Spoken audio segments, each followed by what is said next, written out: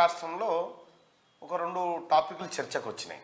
ఒకటి, నిన్న రాష్ట్ర అసెంబ్లీలో కేసీఆర్ చేసిన పెంట, హరీష్ రావు, కేటీ రామారావు తయారు చేసిన అప్పుల కుప్ప ఈ లెక్క బయటికి రాగా, రెండోది ప్రజల మూడ్ను కన్వర్ట్ చేయడానికి కొన్ని ఆయుధాలు వాడుతూనే ఉంటారు సహజంగా. అందులో భాగంగా Pallavi Prashant arrest. Bigg Boss winner Pallavi ప్రశాంత్ను రాత్రి నిన్న సాయంత్రం పోలీసులు అరెస్ట్ చేశారు. ఆయన పైన వివిధ రకాల శిక్షలు పెట్టిరు. 147 ఐపీసీ, 148, 290, 353, 427, 149, 3 పీడీపీపీ యాక్ట్ కింద ఆయనని అరెస్ట్ చేసి జైలుకు పంపించారు. అంటే అసెంబ్లీ లెక్కలు ప్రజలందరికీ తెలవాల్సిన అవసరం ఉండే, కానీ ఈ గ్యాప్లో ఇది ఎంటర్ అయిపోయింది. హరీష్ రావు నిన్న మధ్యాహ్నం ఫోన్ చేసిండు పల్లవి ప్రశాంత్కు, సాయంత్రం పల్లవి ప్రశాంత్ అరెస్ట్ అయింది. సో ఏం జరుగుతూ ఉంది, ఇంటర్లింక్ ఏమైనా కనిపిస్తూ ఉందని అంటే, ప్రజల మూడుని మరోవైపు తీసుకుపోవడానికి కొత్త నాటకం లెక్క కనిపిస్తూ ఉంది. హరీష్ రావు ఆడిన ఆట లెక్క కనిపిస్తూ ఉంది. మరి నిజంగా పల్లవి ప్రశాంత్ను అరెస్ట్ చేసిరు ఏం కారణం చేత?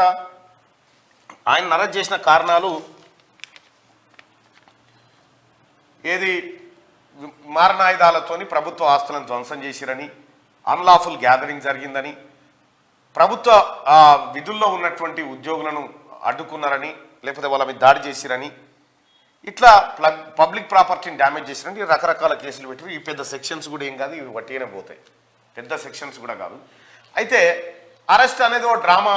నిన్న అన్ని ఛానళ్లలో ఒక కార్యక్రమం జరిగింది.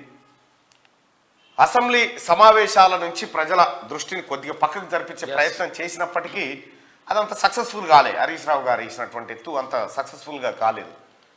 మరి తెలంగాణ ప్రజలారా, సరే పల్లవి ప్రశాంత్ పక్కకు పెట్టేస్తే ఇవాళ కాకపోతే రేపు వస్తాడు, మళ్ళా చెంచల్ కూడా జైలు నుంచి మళ్ళీ ఊరేగింపులు, మళ్ళీ కార్యక్రమాలు ఇవన్నీ ఉంటాయి సహజంగానే.